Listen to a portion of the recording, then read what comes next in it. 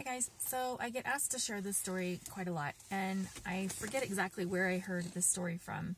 I think it was Carolyn Miss, but I could be mistaken, so it's not my story, but I read it and it really resonates with me. And I always refer to it as the thorn in our thumb. So if you think of trauma as a thorn in your thumb, that's how this story will relate. So if you go and pick a rose, and when you go to pick the rose, you get stuck in your thumb with a thorn. Some people take that thorn out immediately. They're like, ouch, oh my gosh, that hurt. And they take it out immediately. And then it heals. They move on with life. Some of us, when we pick that rose and get the thorn stuck in our thumb, are like, oh my gosh, that hurts so much. I can't even stand to even take that out right now. So we leave the thorn in our thumb. So we go home. We go to bed, but we can't really sleep like we normally do because we have this thorn in our thumb. So now we have like a splint that we put our hand in. So now we've altered the way that we sleep to accommodate this thorn or the trauma in our thumb. So when we wake up in the morning, we go to make breakfast, and if we're left-handed, now we can't eat with our left hand because we have this thorn in our thumb. If we go to walk down the street with our child or a significant other or a loved one, we can't hold their hand with this left hand because we have a thorn in our thumb. And now we are making others accommodate our thorn in the thumb or our desire to not deal with the trauma right away, right?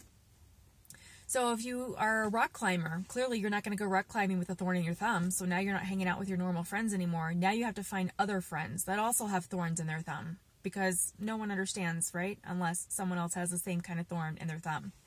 So now you've completely altered the way you sleep, the way you eat, how your family and other friends interact with you, what types of people you're hanging out with, and several things in your life. So when you don't deal with trauma, it has a very insidious effect. It slowly starts to take over things in your life. And before you know it, you're like, oh, I'm just going to do this one thing. I'm just going to change the way I sleep. I'm just going to start eating with my other hand. I'm just going to... And before you know it, you've altered several different things in your life, which make up the whole. So trauma is like that thorn in the thumb. When we don't deal with it right away, it can become even more painful. The longer you wait, the more painful it is. And now when we go to take the thorn out of our thumb, it's red, it's infected, it's swollen. So when we take it out, it's not going to heal as quickly as the person who took it out right away. And that's okay. We're all on different paths. There's nothing wrong with that. But just know that when we take this out, it's going to be more painful and it's going to take a lot longer to heal.